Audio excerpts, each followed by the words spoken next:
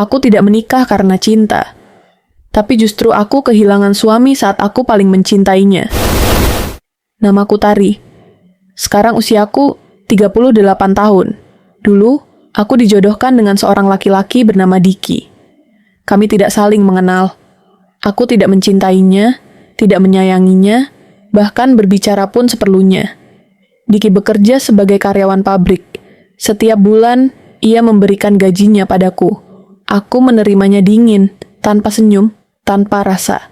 Aku pikir pernikahan ini hanya kewajiban, tidak lebih. Waktu berjalan, Diki tidak pernah marah, tidak pernah membentak. Apapun yang aku mau, ia turuti. Perlahan, hatiku berubah. Aku mulai merasa disayang. Aku mulai mencintainya. 2 tahun pernikahan, aku akhirnya hamil. Kami bahagia, meski sederhana.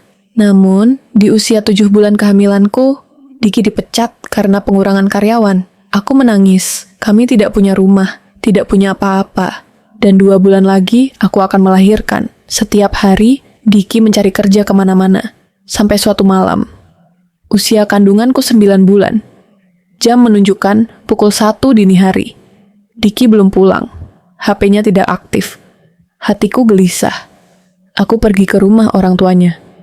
1 jam kemudian, pukul 2 pagi. Aku menerima kabar yang menghancurkan hidupku. Diki kecelakaan. Ia ditabrak mobil mewah. Dan meninggal dunia. Aku menangis sejadi-jadinya. Dunia rasanya berhenti berputar. Orang yang paling sabar padaku. Orang yang paling mencintaiku.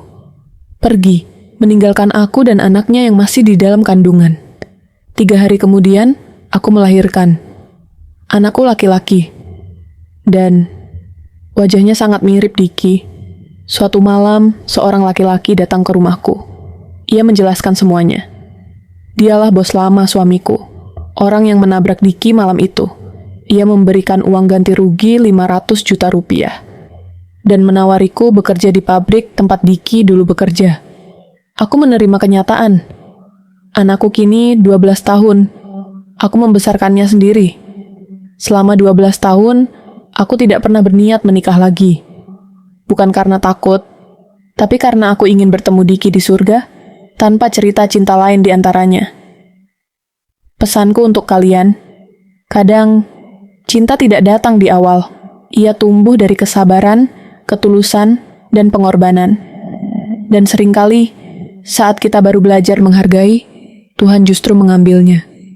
Jika kamu punya kisah, kami mendengar. Follow untuk cerita berikutnya.